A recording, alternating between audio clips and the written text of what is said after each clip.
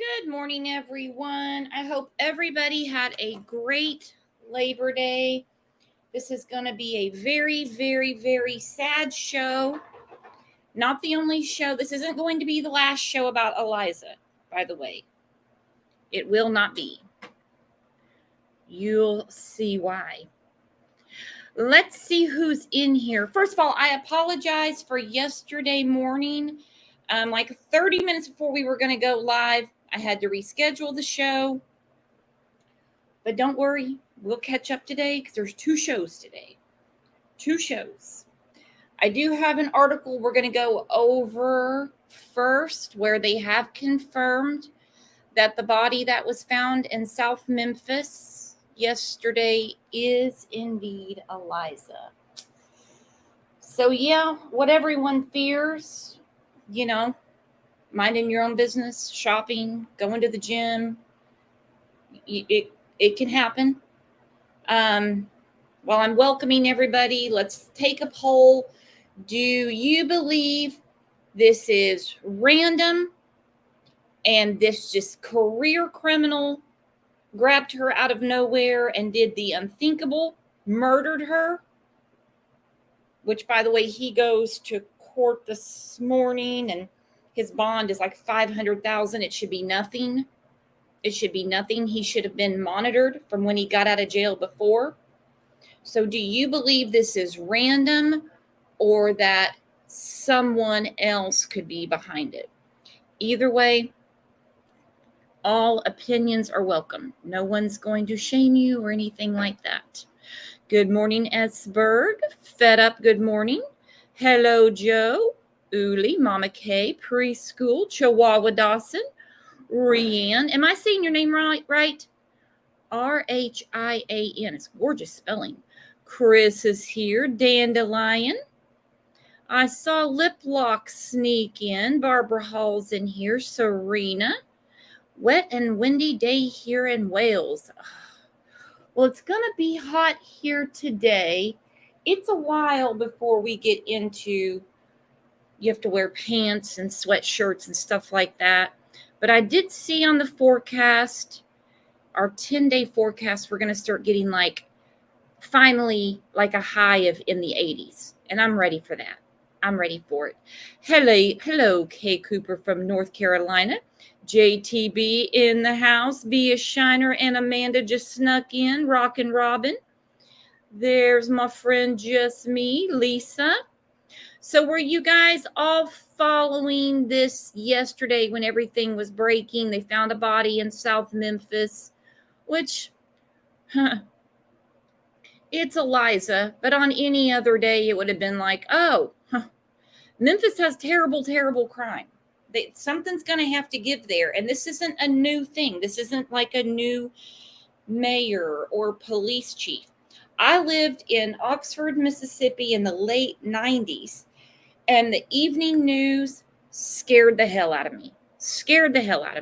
Hello, Pat. Hello, Beth. Sammy Smith. Hello, Sammy. How are you? Hello, Annie from Vegas. Love Vegas. Pandora's Box. So I'm doing this a little out of order because of the article that came out this morning. Then I'll get to comments. Mo, can we watch him at court? It's not going to be streamed live. I'm sure they'll have something on the news later today. I'm sure they will. Also, as people come in and ask what happened, if they found out it was her or not. So I'm not driving people crazy saying the same thing over and over. Plus, it's extremely sad if we can just tell people it's her. It's her. Let me see. Judy M. After him kidnapping her uncle, I don't think it's random. He didn't kidnap her uncle. It's a man named, I had it at the tip of my tongue, Kemper Durand, who is connected through the business. He kidnapped him. Now, I don't think, I haven't found anything saying that he was hired to do that. But what are the odds?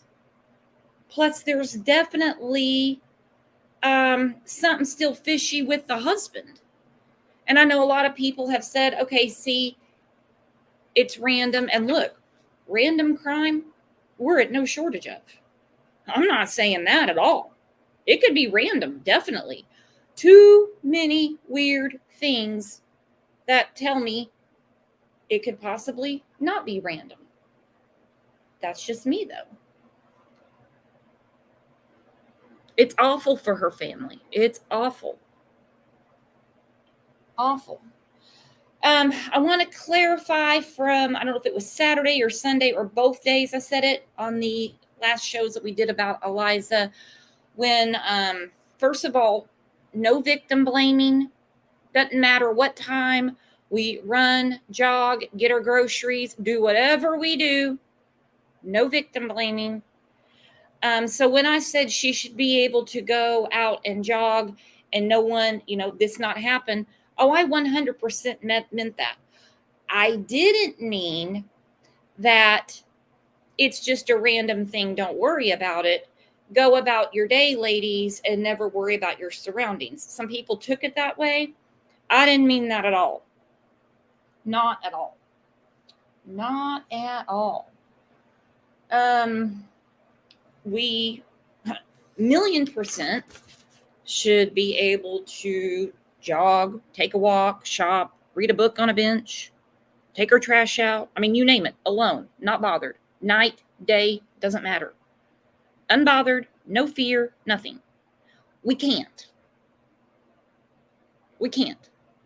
If you're secure in your surroundings, I'm not saying be paranoid or anything like that, but keep a watch. We got to keep a watch.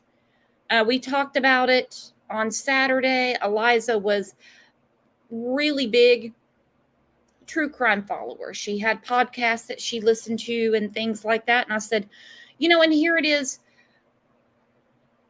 9 times out of 10, women are the target.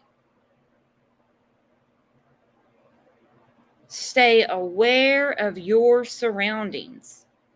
If you trust your routine, then that's great. And like I said, I'm not trying to make you paranoid, but I don't think any of us, trust me, it was really on my mind this morning. I don't think it's unreasonable to take the extra steps for our own personal safety. That being said, I'm not 100% convinced that this terrible, horrific, because I can just imagine what she went through on Friday. Murder, that's what it is now. I'm not 100% convinced that it's totally random. Kay Cooper said, I understand, Brooks. My head is always on a swivel, even when I stepped outside to smoke. Yeah, and your town's low crime. Crafty one, do you think the grandparents will go for custody of the kids? I have a feeling. So a lot of you are kind of picking up the same thing as me. It just can't be random. I'm not saying it can't be. And Memphis PD could come out. TBI could come out and say, we got our guy. This is an act, random act of violence. And I guess this case would have to make me a believer in coincidence, but I'm just not ready for that yet. I'm just not ready for that. It just doesn't make any sense to me. So where was I? Let me look at my notes. Well, here, let me get to the article first. Then I'll catch myself up. All right, so here on the screen, there's Eliza, missing adult. They found her yesterday. So this came out this morning, or it was edited this morning. Multiple law enforcement sources tell Fox 13 a body found in South Memphis is that of Eliza Fletcher, 34. Authorities discovered a body while searching for Fletcher, a Memphis mother and teacher who police say was abducted while jogging near the University of Memphis on the 2nd. The deceased person was found in an area near Victor Street and Person Avenue in South Memphis around 5 o'clock last night. So Fox 13 is putting out that the body that was found is Eliza.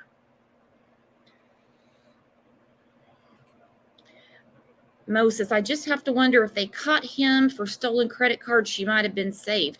I heard that the credit card situation was a Cash App card from a woman named Jasmine on Thursday. That's what I was told. I wouldn't be surprised if the idiot wasn't going around Memphis using her credit cards. I really wouldn't, because he was driving the vehicle that he abducted her in. So were other people. I guess he didn't feel a need to give a heads up when he got home that we might want to put this car up for a few days. Insane. Insane. So I'm going to leave this up on the screen for a minute. Like I said, as people start getting their notifications and coming in and they ask what's going on, I will go back over this article in a little bit, just so we can know that, yep, the body that they found is that of Eliza. Janice, he's been out of prison 2 years. I know. I was reading all about kidnapping, the statutes, penalties, everything in Tennessee, and he was supposed to be monitored. He was supposed to be monitored. Well, he fell through the cracks because 4:30 Friday morning, he kidnapped and murdered Eliza. It's insane. Just me. So many coincidences. I don't like that. I don't either. Hang on. Somebody said, great question, Bob. Bob's always got great questions. Well, how did Pookie know Eliza was so familiar with her and her routine? That's what I want to know too. He just stumbled across her at the university Friday morning, drugged out of his mind, which is commonplace for Pookie. Don't think that Pookie had some kind of weird peer pressure going on Friday morning. Pookie is pretty much under the influence quite often. Pretty much. Nope, he's not bright. He's not bright. Melmac, or a truly bizarre coincidence. And I don't believe in coincidence. It's going to be crazy if this case makes me believe that, all of these things can be connected to a random guy who already kidnapped somebody, even though he was a teenager. It's just too crazy. Let me go through some comments from the last show. Hold on. And the link is pinned if anybody wants to come up and visit. Actually, I've got Avi backstage, so I'll bring her up in just a second.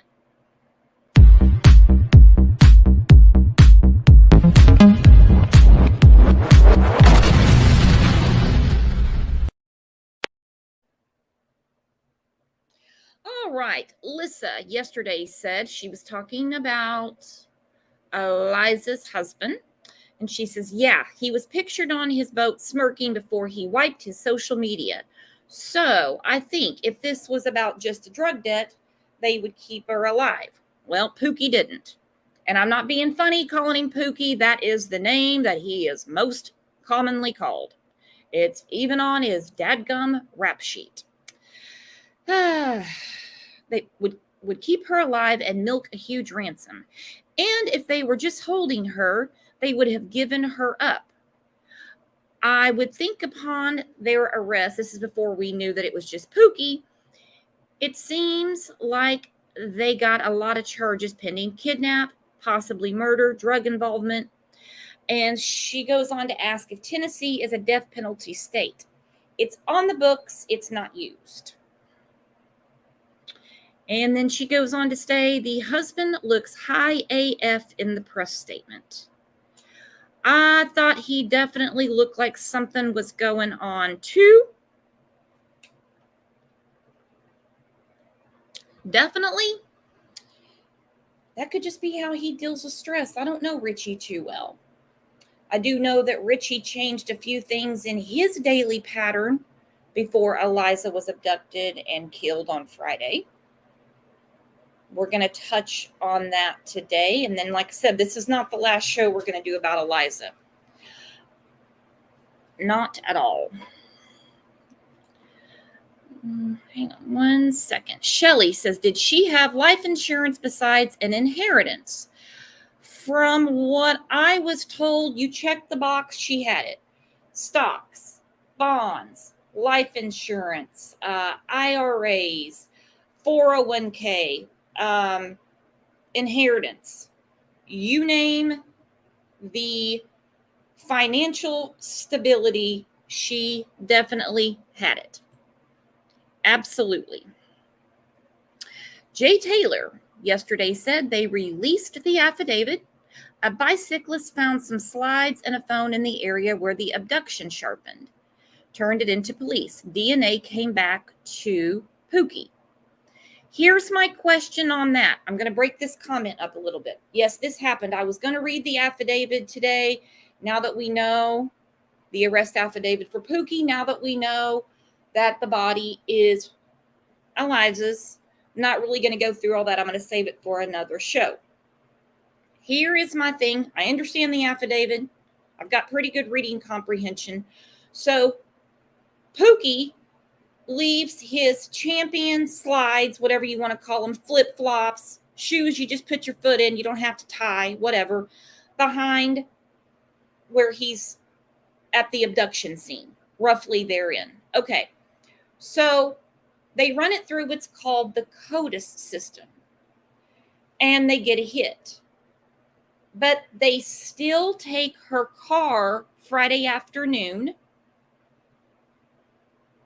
lawn shears, electronics. One in particular was taken out. It was tagged differently. It looks like a computer like you use at work, not like a iPad or anything like that. I saw one of the neighbors commented, and she said, let me see, I had this written down. I've got notes everywhere. Forgive me. Basically, she said, I'm not going to buy that this is just a random thing until they bring her car back. Why do they still need her car, lawn shears, electronics, the whole gamut, if it's just Pookie? If it's just random, he wouldn't even know where she lives. He wouldn't have been anywhere around the house. So why would you need to keep all those things in possession if he's never even been to the house? Especially her car. Electronics, I get to rule out anything going on in the house if somebody had communication with him or anything like that. That doesn't make any sense to me if it's clearly random.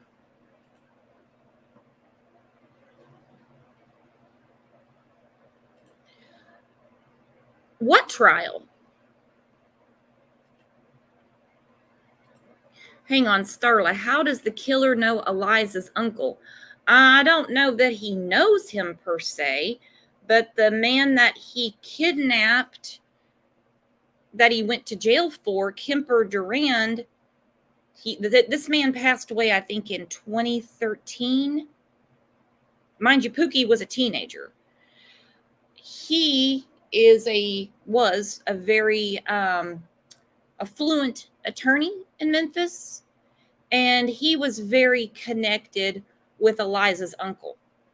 And now Eliza was kidnapped and killed. Now, when he kidnapped Kemper, obviously he didn't kill Kemper because he only got 20 years. It was basically just for money. I don't get how that happened. Does anybody know what channel his hearing's on? Let me look. Bear with me. Hang on. I'm going to bring Avi up real quick, and I'm going to try to find it. We can watch it. What did Wolfcat say? Did Wolfcat have something to say? Oh, I agree, Wolfcat. Good morning, Avy. What are you thinking about this? Good morning. I can't just believe that this is random. Something's telling me different. It's just so many coincidences. Okay, hang on. WFLA, I tell you what, JB Buno never lets us down, does he? He is right on it. Hang on. We're going to watch this. Thanks, guys, for telling me.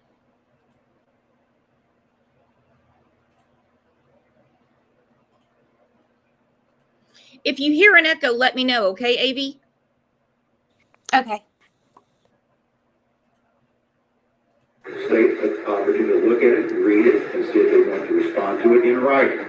So let's don't do oral motions on the first day. Let's not do that. Let it get before the court in a proper stance, proper way to consider any motions, okay? We'll take this up in the morning, and I'm assuming that the other case will be, no. It's not before me right now. This is all hearsay. I'm hearing this from somebody else. I want it in the record. I want it before me before making any rulings on anything like that. All right? We'll hold this for tomorrow morning.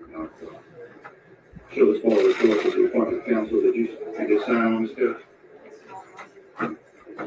September 7th, for report that date. I understand other charges for the county. Hopefully we'll get this forth tomorrow morning. 9 o'clock. We'll take it up at that time. Thank you.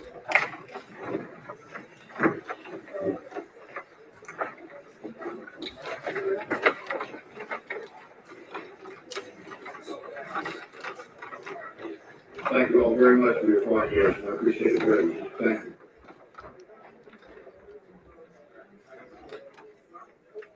Well, I'm looking.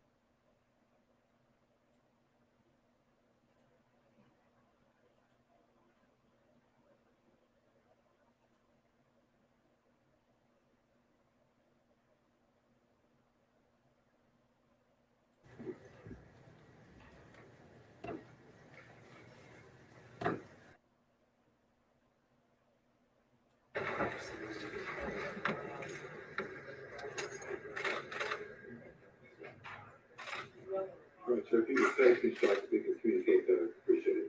I know you're wearing a facial mask, so speak as clearly as you can through your mask, so I can understand what you're saying. We have 2 cases on the docket today, and in one case, the name is listed here from the docket as Cleota Ashton. In the second case, they have listed it as Cleota Ashton Henderson, which is correct, legally, which is correct. Ashton, Hyphen, Henderson. Sir? Henderson. And, where is the Ashton come from?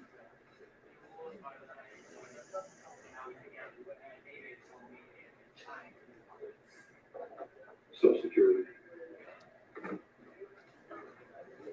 Then I'll address you that way. Ms. Ashton, in your first case, you're charged with especially aggravated kidnapping and tampering with or fabricating evidence in a criminal case. Your bond was set by the judicial commissioner in that case in the amount of $500,000. In your second case, you're charged with a misdemeanor offense, theft of property with a value of over $1,000 or less, identity theft, and fraudulent use or possession of a credit card. Your bond was set in that case in the amount of $10,000 by the judicial commissioner. You're presumed to be innocent of the charges. You have the right to have a lawyer to represent you on these charges. And that is why you were asked to fill out some information for me for each case in an affidavit, similar to this one here too. One for each case. Raise your right hand, sir. Do you swear or affirm that the facts and the information that you are submitting in each of your affidavits concerning whether you can make bond and whether you can hire an attorney is true and correct information? In each of your affidavits for each case, you state that at this time you are not able to make bond, have no one to help you, and you're not able to afford a lawyer, is that correct? Your affidavits will be filed here in each of your court jackets. And based upon your affidavits, I'm going to appoint an attorney to represent you. You'll be assigned a lawyer, appointed counsel, from the office of the Shelby County Public Defender. I'm referring your cases today to the office and holding your cases over for a short continuance so they can assign a lawyer to represent you who will review your cases and the facts. Yes, ma'am.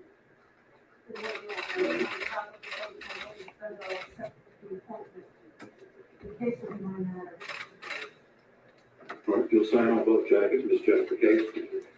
Step over and sign the jacket for me, please. Yes, Your Honor. I will also advise the court that I am at this time following a motion for the restriction of extrajudicial sentence and prosecution by law enforcement with considering the case. You file whatever motions you need to at this time. I'll be asking the court for order. Just to advise you, I don't know if you spoke to Mr. Hagman, I understand that there are additional charges there for how do you want to handle this today? I'd say a couple things. Your Honor, first with regard to this motion, I think she said something to the effect of preparing an order.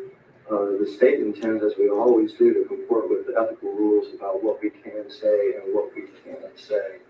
I don't understand a request for any sort of gag order at this time. This is literally the first court day. I haven't seen it yet. There's nothing in the record right now. I haven't seen a written motion. If and when a written motion is filed, I will review it and rule on it. I understand. You'll have the opportunity to be heard. Very good. The second thing, Your Honor, is yes, additional charges were filed this morning for murder, premeditated murder, and murder in perpetration of a kidnapping. I would expect the judicial commissioner to send those cases here, the clerk's office to send those cases here, as Your Honor stated. I would expect them to defer to Your Honor with regard to a bond setting on those cases. I think it would normally come to this court with no bond set. And I think it would make the most sense, just record keeping and everything else right now, to go ahead and show no bond set on this matter as well. So we get everything straight in the record. If there's going to be any motion filed to reduce bond or set no bond or revoke bond, I want it in writing in the record under the statute. A bond has been set by the judicial commissioner at this time. That's the bond. If there's going to be any request by the defense to reduce the bond or change the bond, it must be in writing per the statute. If there's a request by the state to change the bond, increase it, revoke it, or anything like that, it must be in writing. So if you'll file your motion to have it in the record, then we can deal with that. It's not before me right now. The case is not in front of me, and it requires a written motion by counsel for the defense, for the state, to file a written motion if there's going to be a change in date. All right? Thank you. Appreciate that. Now, I'm assuming that we can't assume that the clerk's office is going to assign the case to this courtroom. I'll have to ask them to specifically do that. Unfortunately, too many times when cases are pending in one courtroom and a person's charged, the clerk assigns it to who's next on the assignment. So I'll have to make a phone call down to the clerk's office and request that they set the case because the charge has been filed. Set those cases with new charges in this court. They'll be on the document before. So I don't know if you want to hold this for the morning. I would also ask that perhaps the court hear our motion tomorrow and just file the written motion. Well, I'll take it up if and when it's filed and give the state an opportunity to look at it, read it, and see if they want to respond to it in writing. So let's don't do oral motions on the first day. Let's not do that. Let me get it before the court in a proper status, proper way to consider any motions, okay? We'll take this up in the morning, and I'm assuming that the other case will be done. It's not before me right now. This is all hearsay. I'm hearing this from somebody else. I want it in the record. I want it before me before I make any rulings on anything like that. All right? We'll hold this for tomorrow morning. Show this forward to the appointment of counsel. Did you sign on this case? September 7th, law report that date. I understand it's other charges for pending. Hopefully we'll get this court tomorrow morning. 9 o'clock. We'll take it up at that time. Thank you.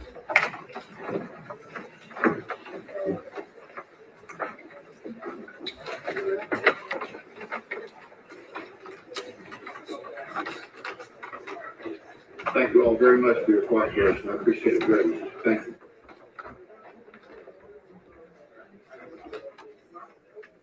A live look inside the courtroom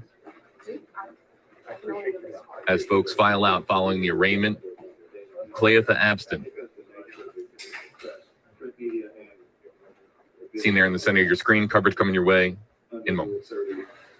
Requests were not filed. This is the first appearance, and I waive that. This is a copy of the order I signed allowing the daily to have access to the case. This print media, not video. If you have any objection to any video under Rule 30, you can file that for the court adjournment. Okay? Thank you. Thank you, gentlemen. Thank you. I appreciate y'all. Thank you.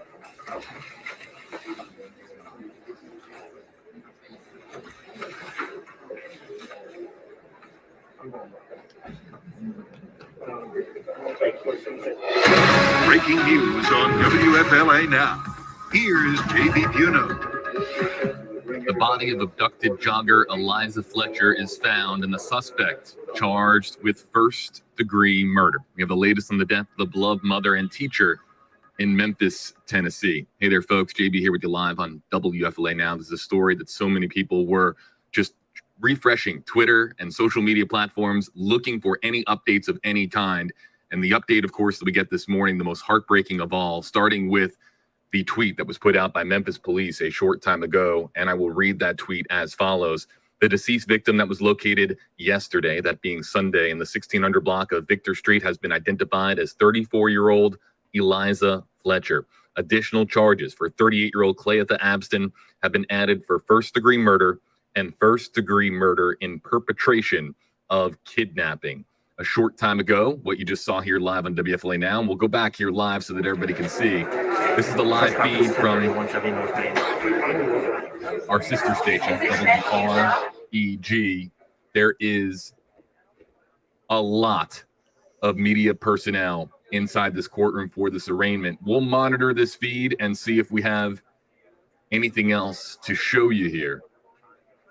But the charges are upgraded to first-degree murder and first-degree murder in perpetration of kidnapping, in addition to the abduction charge and other charges that we, of course, had on WFLA.com, the WFLA app, over the weekend. So this is live from the courtroom in Memphis, Tennessee.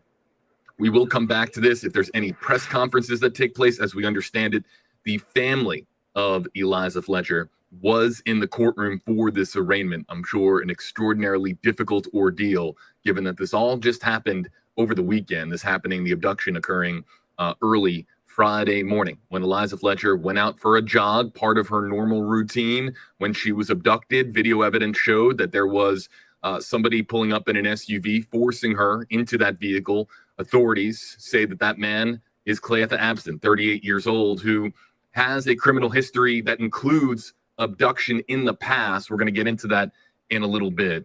I want to let you know the very latest on this story is on WFLA.com, the WFLA app. You can also go check out our sister station doing a phenomenal job on this story, WREG in Memphis, Tennessee. They've been working this story nonstop since it broke on Friday morning. Yeah, they've been really good at keeping things up to date. I didn't hear if they removed his bond, the $500,000. I'm going to assume no, since now they have murder charges. Like I said, they shouldn't even wasted their time on the ink to do a bond. Absolutely ridiculous. Ridiculous. He's just been out for 2 years for kidnapping Kemper, who is also an associate of the family. It just gets more bizarre. What are you thinking, AV? I just think there's way too much money involved for this to not, I don't know. It's too much money for me. So I think we've all seen enough. We, the true crime enthusiast, I don't know if that's what we call us, but I think we've just seen too much. And when there's a lot of, even whenever there's a little bit of money, you know, people do crazy things for money. I think it was a hired out job. That's especially with the new bicycle route by the husband, I mean, it's nuts. Why would he pick somebody, though? I'm just playing devil's advocate. Why would he pick somebody who'd already kidnapped a family friend? Experience? No, I'm sorry. That was bad. Yeah, I went to jail once for it. And then I go back to Friday. They come across, however it happened, the champion slides he was wearing. They run him through the CODIS system. They get a hit. So they're like, all right, so he's already in the system. So, but it's not over and done, because then they go to the house where Eliza lived with her husband, her children, and they take electronics. One in particular, it was pointed out to me, it was tagged differently. And it looked like the home computer. It looks like something that you would have at your office. Lawn shears, people said maybe he worked for them. Maybe he worked there. Maybe that's what they're sizing up. But her car. And I'm looking, trust me, I can't find any random acts of violence, crime cases, and there's tons of randoms. Tons. Wrong place, wrong time. It's disgusting. Disgusting. You could clear a whole month and you're not going to get to the bottom of it. Disgusting. I can't find any random crime cases where the victim's car was taken by the FBI. I can't find one. I have found several cases where it's presumed to be a random act of violence. Then later it comes out a significant other or a coworker, something like that, is involved. What do you think, Avi? I'm just trying to think, what would the abductor, whatever, Pookie Bear, whatever his name is, what would he have to gain from this, right? Well, he's a drug addict. How he is out without doing UAs, I don't know. Because he was lit up like a damn Christmas tree on Friday. He's a known drug user. I guess so. I guess he could have just been whacked out. But like you said, why are they going back to the house to grab some stuff whenever? Did they do that before they took him in or after? From what I'm reading, they went to the home later in the afternoon on Friday, but they already had a hit in the CODIS system from his flip-flops, slides, whatever. I don't know. I can't trust the husband because there's already rumors circulating that he and the nanny had something going on. So I hope I'm wrong, but I just have that gut feeling that there's something more to this than just some random abduction. Yeah, random abduction, murder. It's her usual routine. If he had just grabbed her coming out of the Target and didn't know anybody in the family, he had no connection whatsoever. He'd already kidnapped a family friend. It just seems like I think there's a lot more moving parts than what they're even. I think there's a lot that we don't know yet. Mm-hmm. I think this is going to be pretty explosive. I think it's going to be all kinds of moving parts, and we're all going to be like, oh my God. Yeah, and then some people are talking about, the family and how they gave one statement and how they said there's not going to be any further statements from them. Well, they could change their mind. I don't know. From experience, not saying I'm an heiress, billionaires, anything like that, just people I've worked for that are, very, very wealthy. When things are going down, they tighten the screws. Nobody talk, don't do anything. So I could see them saying, we're not saying anything more. It's in the authorities' hands, and that's it. I wonder, too, if the husband thought this guy was just kind of disposable, maybe that he's promised him a lot of things, because I'm surprised that they haven't tried to cut him a deal. Can you give us some more information? Wouldn't he just throw the husband under the bus? Mm-hmm. And with this, I mean, I'm sorry to say it, this type of money and influence, I guess, if it was related somehow to the family, they've got the type of connections to say, no, it was just Pookie that did it. You know, if that's how they are, I don't know. I'm just going off of, you know, the word on the streets, what people are saying. I mean, money can buy you a lot of things, and they have a lot of it. And Laura Lee, she said, the people closest to you are usually the ones that kill you. It's normal to question everything. And true crime, no one wants to. No, yeah. It's normal to question these things, particularly when there's so many sore thumbs sticking out. There's a lot of oddities, a lot of coincidence. You know, the 4:30 in the morning, I mean, that's one thing.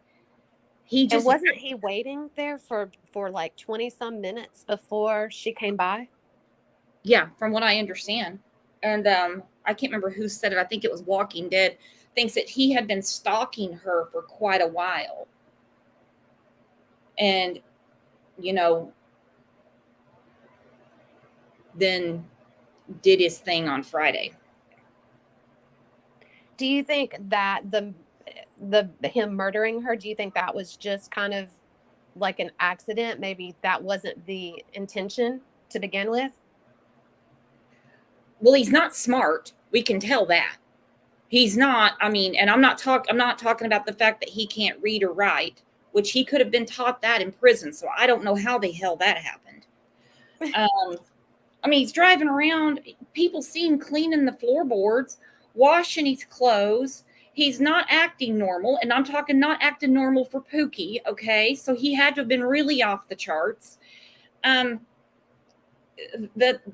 car that he abducted her in, they're driving around in it. So yeah, he's not smart at all. It's like, did you want to get caught? Leaves these shoes behind. He's already in the system.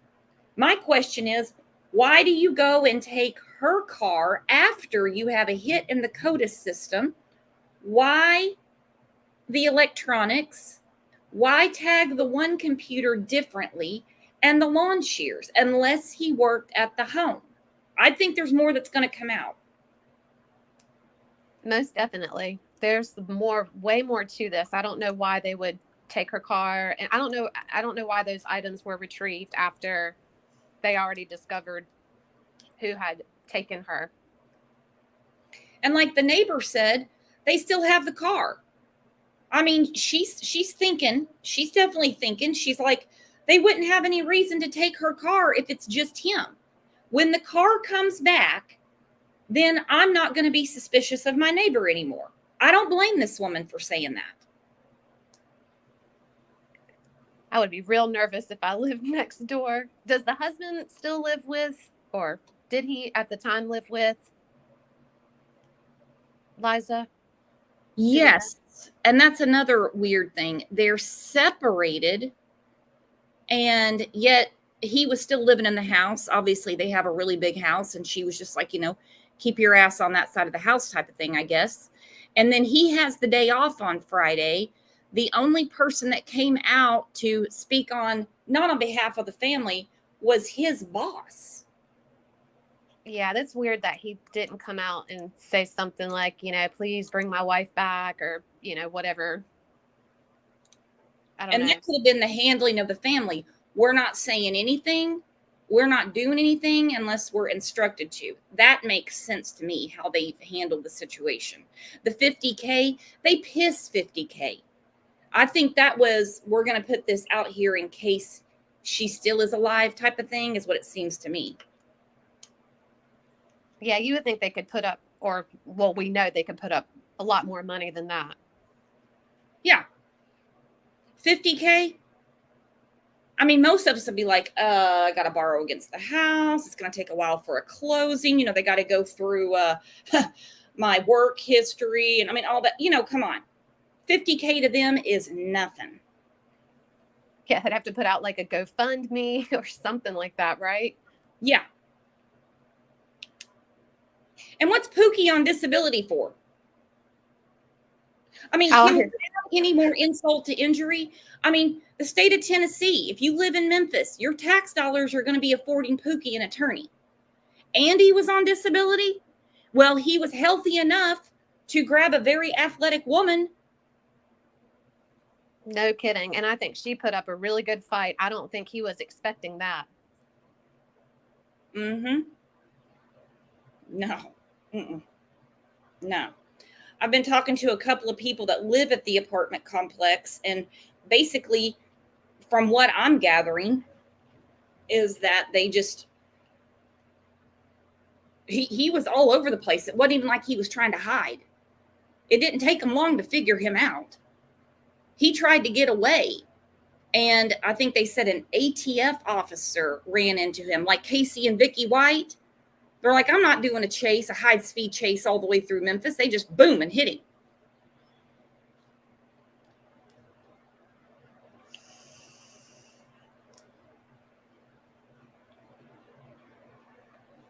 I can't see the chat. Do others kind of lean towards thinking that possibly the husband has? Oh, yeah. A lot of people are like, something here's not adding up. Something's not adding up. It's just, how do you have all these coincidences surrounding, unless he just studied her and didn't remember that the guy he kidnapped previously was also had ties to this family. That's a hell of a coincidence. Well, and then this is a coincidence.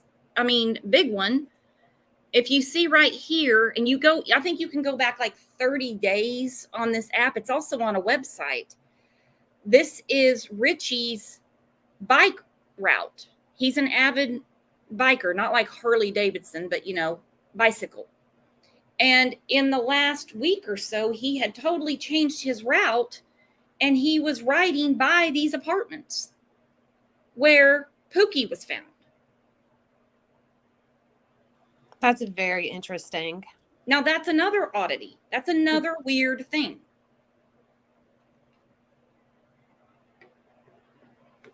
And this is all over Twitter. And we haven't yet confirmed that he was, in fact, having an affair, right? That's just a rumor. That's just a rumor. Okay. I gave up on that because by now there'd be profiles everywhere of this nanny that's supposedly 22 or 42. But I mean, the bike route really definitely I side eye, because it says husband rode his bike past the McDonald's on Quince and Perkins, where Eliza's clothes were allegedly found 24 hours before she went missing. And then there's a couple of other days where he went that exact route. But before, he had a totally different route. But like I said, from what I understand, I'm not on this site. I'm not a bicyclist. It only goes back, I think someone told me 30, 45 days. So that maybe that was his route earlier in the summer. I don't know, but it damn sure was the last couple of weeks.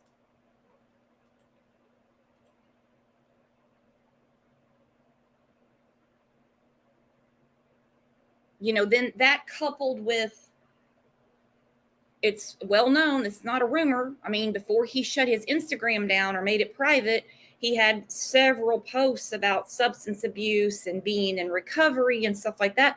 Just a lot of red flags for me. Yeah, I feel like he was involved, but I don't know. I mean, that's a lot of money. And, if they were separated, so if she's wanting a divorce, then he's about to lose a lot of money. Allegedly, this is what I'm thinking. This is just my personal opinion.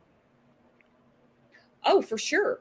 Let me ask everybody in chat, what red flags do you see, whoever it is? And we don't want to I'm not here to make anything worse on Eliza or especially her children.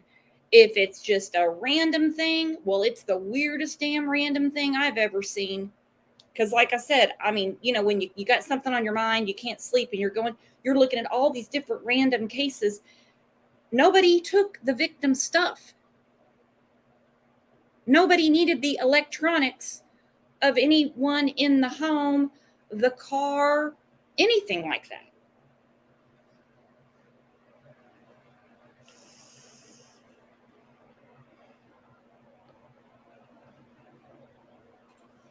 That's the route. Bree G. Pookie has been staying at his brother's house for a month. Match that with hubby's new route. That's what it is. I don't know why he changed his bicycle route up to go by those apartments and by the dumpster that the agents were digging through on Friday. Well, they dug through a bunch of them. May not be that dumpster, the one that they hauled off over the weekend. But, I mean, right by it, just, it's too weird for me. Too weird. Hang on, I'm going to put a different clip up. Bear with me.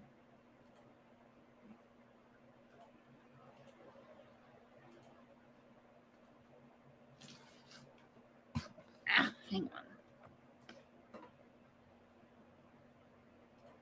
I had a wire stuck. I also wonder, how long have they been separated? That I don't know. And I'm with Annette. Follow the money. That's what I've been thinking. There has to be some kind of money exchange going on, which I'm going to assume a money exchange was supposed to take if there's more to it than just a random act of violence, a horrific one at that. I can't imagine what she went through.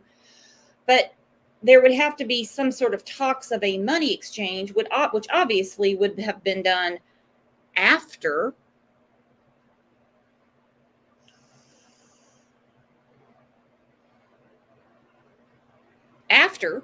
You know. And I'm not basing this on the court of popular opinion or social media or anything. I'm just like, why did he change the bike route to a strange neighborhood for him? Very strange. Right before he's got the day off. And why did the FBI need to take anything out of their home when they already had a hit in the CODIS system? That's nuts. All right, hold on. Jennifer has spent years working as an FBI agent, joins us tonight. Jennifer, great to speak with you. You've seen so many cases. I know you've worked on so many cases similar to this. How likely is it, do you think, that Eliza was a victim of a random crime? Or do you think she may have been targeted because of her family's stature in the community and her significant amount of money? Well, I'm not sure that that's necessarily the reason, but I am concerned with this, and that is Cleotha Abston, who committed this, or at least has been charged with this kidnapping. The person he kidnapped previously was actually worked in the same law firm as the uncle of Eliza Fletcher. And I think this is a very significant clue. And I'm sure, certainly, that the FBI, that the U.S. Marshals, and that the TBI is looking closely at this relationship. And it is really an interesting relationship there. And Jennifer, I know that you say you don't believe in coincidences. Based on this new piece of information, everything that we know so far, this man Cleotha is currently behind bars. He'll appear in court tomorrow for the first time. But we still have no Eliza. Where are authorities at this point in the investigation? Well, they are combing through every bit of information they have.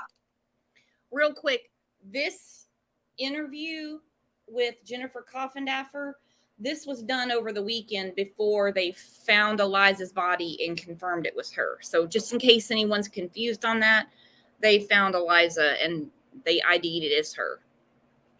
Remember, they also conducted a search warrant at Eliza's home, and they took a computer and other items. So they're going to be looking forensically at that information and see if anyone had communication with Eliza, or if she was communicating with anybody that's giving them pause as to these connections.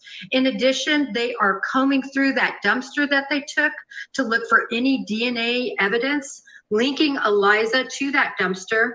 They are looking over all the information that they can glean from his apartment and the apartment of his brother, and information from his girlfriend. There is so much to pour over now. And I believe that the reason we're seeing this activity of going from to different locations is because of the leads set forth from this information. All right, so Jennifer, let's go back to this suspect here, this man in custody, Cleotha Abston, convicted and served 20 of a 24-year sentence for abduction. You already pointed out the connection between the crime that he was convicted of, this current crime that he is now charged with. Did the system fail Eliza Fletcher here? Anytime someone is let out early and then goes on to commit another violent crime, yes, I think society is let down. I think we are all let down by his early release. Well, her family and friends obviously holding out hope. We want to see the very best outcome for the Fletcher family. Based on your experience, though, we certainly also have to be realistic. Do you think Eliza is likely to be found alive and unharmed at this point? I always, Nicole, hold out hope. I hold out hope for these victims, but we cannot not face some of the evidence, and that is the blood evidence that was washed out of his clothes, purportedly, the evidence in terms of him cleaning the bottom of his vehicle, the fact that dumpster was taken, the fact that no one has seen her, and the violent criminal past of her alleged abductor. When you put all of that in a package, it makes it difficult to believe she is still alive, but we all hold out hope. Oh, absolutely. And if we can see on this picture, this surveillance picture of Eliza Fletcher jogging there, something that we keep hearing about, this was part of her exercise routine. That's when she appears to have been taken there. We're taking a look at that picture now. So going on these routine jogs, obviously, everybody has the right to be healthy, to be out jogging. But what are some of the ways that, people who are in these routines, and maybe even if they vary it every few days, how can people try to stay as safe as possible? Well, I think the main things are awareness. You have to be completely aware of your surroundings. That means no earpods. That means not on your cell phone, but truly paying attention to the sounds and what you see around you. Secondarily, you should have pepper spray with you, and not just with you, on the ready, unlatched, and ready to go in case you are somebody attempts to abduct you. You should also run against traffic, meaning somebody can't drive up behind you with their lights off and abduct you as easily as if you're facing them and you see them veer off and come towards you. The other thing, it's so important to change routes. Maybe you have to jog at 4:30 or 4:20 every morning because that's your schedule, but change up that route.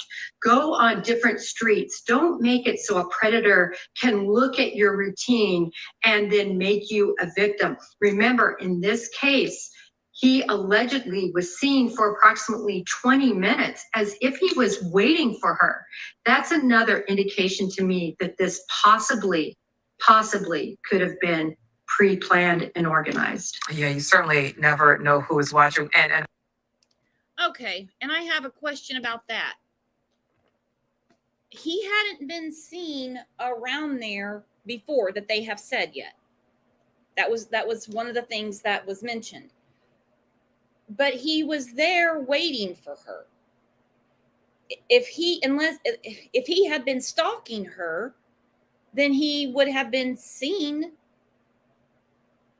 I mean, unless he was taking different cars or something, I don't know. But for him to sit and wait for her, he knew she was going to be there. I don't think at 4:30 in the morning, whatever, he just took his chances that somebody might show up and jog. Beck said he had to have been told her routine, in my opinion. Yeah. That's crazy. I'm going to go through that again in a second because we have some people just coming in. This popped up on my news feed. This is something else, and I see this all the time. I used to do it. What information are you driving around? So like when we go to the grocery store, go to the gym, whatever we have got, going on for the day, Hang on, I got to blow it up bigger on my side. If you want to take a screenshot of that, or I'll put it in the Facebook group.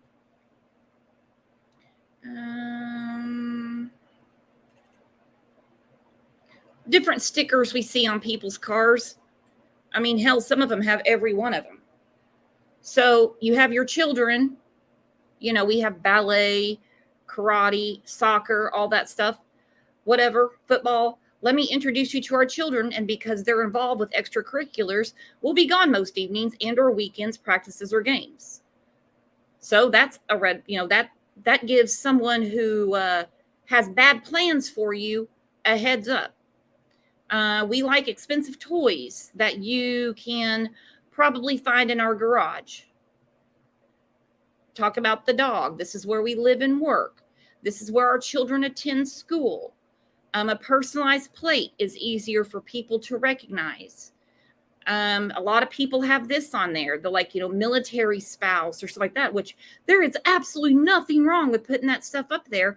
But if it gives somebody who's up to no good a heads up, well, hey, they're alone a lot of the times.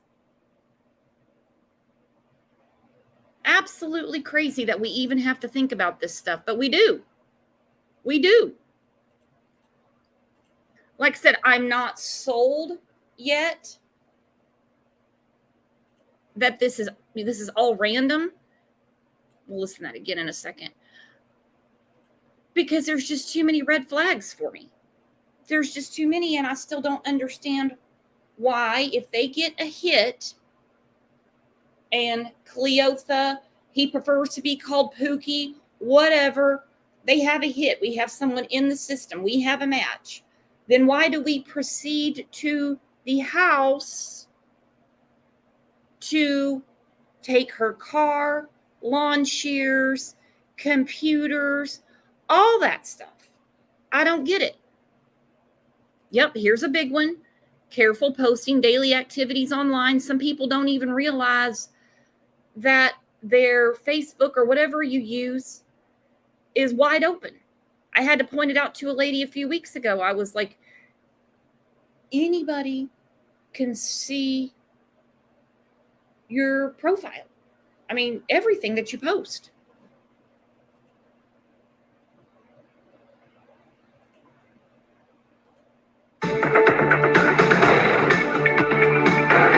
Now let's bring in Jennifer Coffendoffer. Jennifer has spent years working as an targeted because of her family's stature in the community and her significant amount of money. Well, I'm not sure that that's necessarily the reason, but I am concerned with this, and that is Cleotha Abston, who committed this, or at least has been charged with this kidnapping. The person he kidnapped previously was actually worked in the same law firm as the uncle of Eliza Fletcher. And I think this is a very significant clue. And I'm sure, certainly, that the FBI, that the U.S. Marshals, and that the TBI is looking closely at this relationship. And it is really an interesting relationship there. And Jennifer, I know that you say you don't believe in coincidences.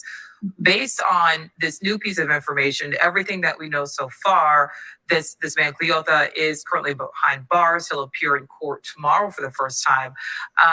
But we still have no Eliza. Where are authorities at this point in the investigation? Well, they are combing through every bit of information they have. Remember, they also conducted a search warrant at Eliza's home, and they took a computer and other items. So they're going to be looking forensically at that information and see if anyone had communication with Eliza, or if she was communicating with anybody that's giving them pause as to these connections. In addition, they are combing through that dumpster that they took to look for any DNA evidence linking Eliza to that dumpster. They are looking over all the information that they can glean from his apartment and the apartment of his brother, and information from his girlfriend. There is so much to pour over now. And I believe that the reason we're seeing this activity of going from to different locations is because of the leads set forth from this information. All right, so Jennifer, let's go back to the suspect here, this man in custody, Cleotha Abston, convicted and served 20 of a 24-year sentence for abduction.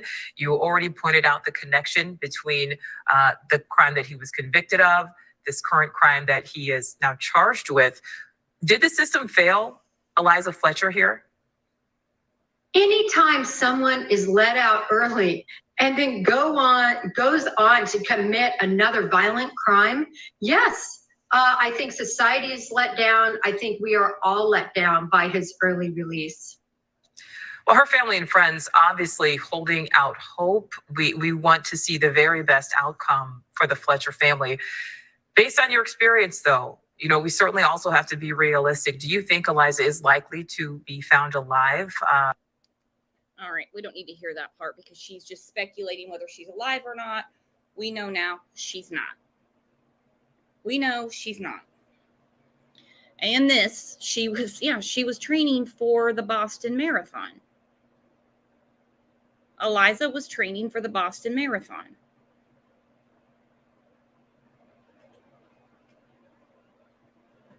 Hang on, I missed a comment.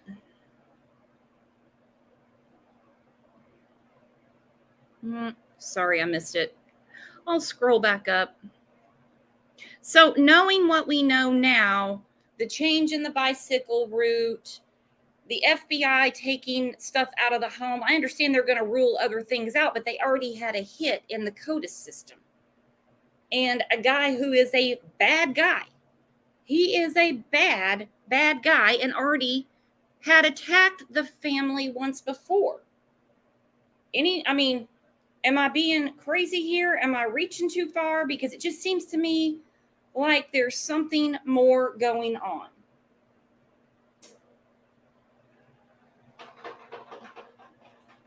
Vet girl, I have a big problem with this suspect just hanging out in the car involved like nothing. He didn't ditch it.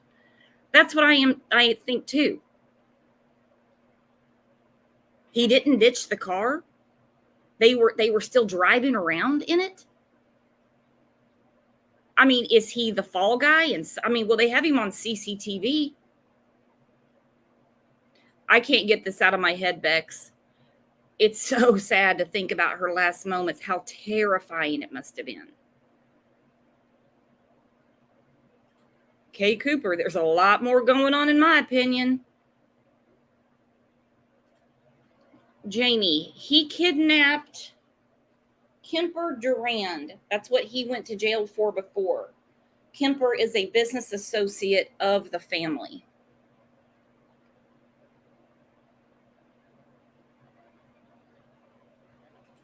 Vet girl, look at his previous crime and see if any similarities. Yeah, the similarity that I see is that the attorney that he kidnapped when he was a teenager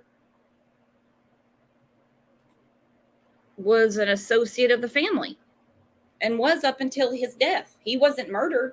He died of the flu or something like in 2013.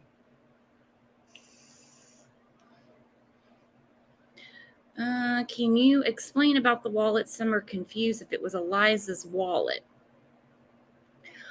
I don't know anything about him taking her wallet. I haven't heard anything about that. Another charge that was put on Cleotha Pookie Abston was that he took someone's Cash App card last week. A woman named Jasmine. Hello, Seashells. How are you? Jamie says, so associate, not family. Yeah. A lot of weird stuff going on, guys. A lot of weird stuff.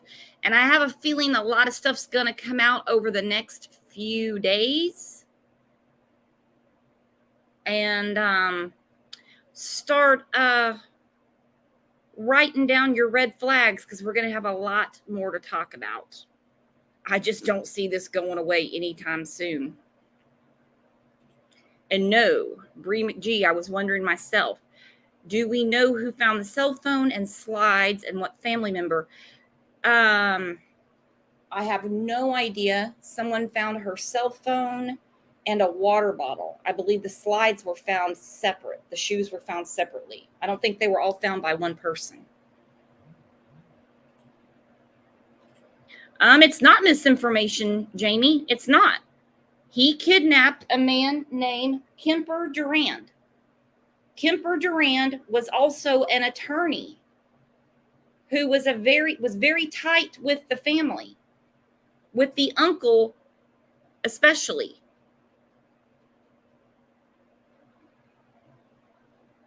A lot of people are saying that. Revenge, some sort of revenge or something.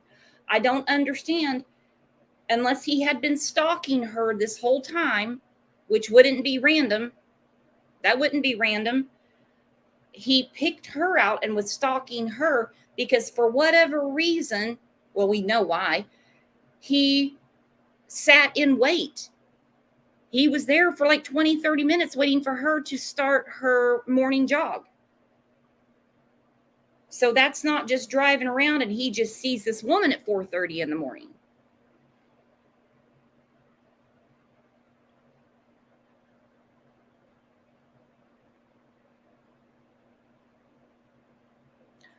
Hang on, vet girl.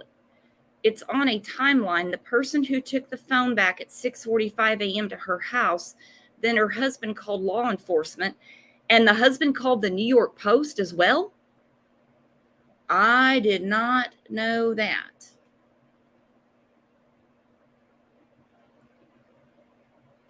And this is what I want to know too. If the motive was money, wouldn't he have to keep her alive? Why would he be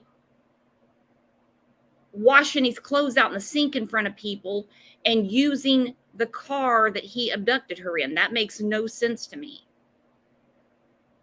They released the arrest affidavit. I was going to go through it today, but I'll save it for another show because, like I said, I think a lot more stuff's going to come out that'll make more sense. So anyway, I apologize because, like I said yesterday, like 30 minutes before the show, I had to reschedule it. So hit your reminders because we're going to be back here at 1 o'clock Central Time about Kylie Rodney. And I'm not done with this case for quite a while. Hang on. Vet Girl said no. It is a New York Post article. Oh, okay. Now I understand. No, the husband didn't call the New York Post. Scratch that. Get that out of your memory. Pat K said, the bike route bugs me. It bugs me too. Bugs me too. Too much stuff. I still wonder if there was someone else in the vehicle too. Okay, Fed Up said there's a news conference at 11:30. So they're on the same time as me. All right, so then I'll get that. We'll have that for the next show. Not the next show today. The next show today is about Kylie Rodney. So hit the bell, get reminded, hit remind all. That way you get the notification on your phone. And I will see you guys back here at 1 o'clock Central Time. Thanks, guys, for having such a cool conversation, especially considering they just announced this morning that the body that was found yesterday is indeed Eliza. Absolutely insane. It's disgusting. There's red flags everywhere. System failed, hands down. He was let out early. He was not being properly monitored. Couldn't have been because as of today, we know that the body they found was Eliza. Vicious said planned kidnapping, but maybe not murder. Yep. So I'll see you guys back here in a little bit. Like I said, 1 o'clock Central Time. And I'll get the next show for Eliza scheduled as soon as possible. You guys are the absolute best. See you back here shortly. Bye-bye.